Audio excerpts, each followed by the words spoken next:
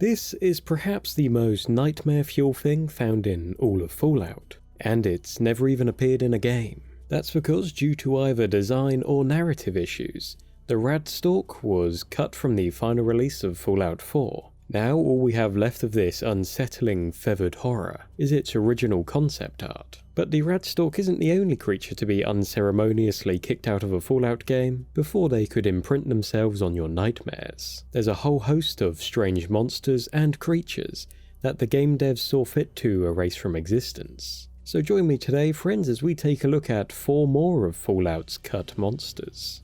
From the eerily real terror of a large, spindly mutated bird, to something that at first appears a bit more alien. But despite resembling a squat xenomorph from Alien, the Wanamingo is terrestrial in nature, being grown and assembled in a lab by either the Enclave or pre-war US government, created via the use of the forced evolutionary virus. This odd-looking creature was intended to be the perfect weapon of war. Despite lacking any eyes, the creature has no difficulty in finding its prey, closing in and attacking with its fleshy tentacles and gaping mouth of razor-sharp teeth, inflicting radiation damage in the process. And attacks that would render the flesh from normal creatures are shrugged off by the Wanamingo and its hard carapace-like shell. So you might wonder why such an efficient killing machine has not taken over the ravaged wastelands of Fallout. Well, during their creation process, an internal genetic clock of sorts was implemented into the Wanamingos, serving as a dead man switch that prevented these man-made killing machines from breeding past a certain generation and taking over the wastes. The largest known nest of these creatures was located at an old gold mine within Redding, California. This nest, its queen, and all eggs within were destroyed by the Chosen One, with any remaining Wanamingos scattered around California expiring not long after. Now, the more astute of you might have picked up that these creatures have actually appeared in Fallout 2.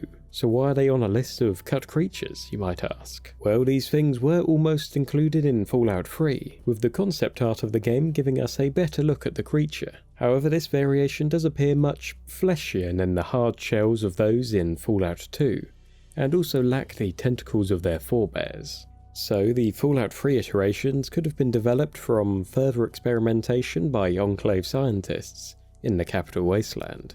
Now, another creature cut from Fallout 3 is the Wastewolf, a massive mutated wolf growing in both size and muscle mass, resembling more the mutated Yaoguai black bears than any pre-war wolf. The concept art for these Wastewolves was rejected due to the beasts appearing too similar to both buffaloes and hyenas, but we can get some idea for how these creatures might have looked in-game, thanks to Far Harbor, as this DLC adds a number of wolves to the game. However, these creatures are remarkably unmutated, looking remarkably similar to pre-war wolves. Fallout 76 does give us a slightly more mutated looking wolf that prowls the lands of West Virginia, the Beast of Beckley, a powerful albino wolf that hunts all manner of prey, from Yaoguai to humans.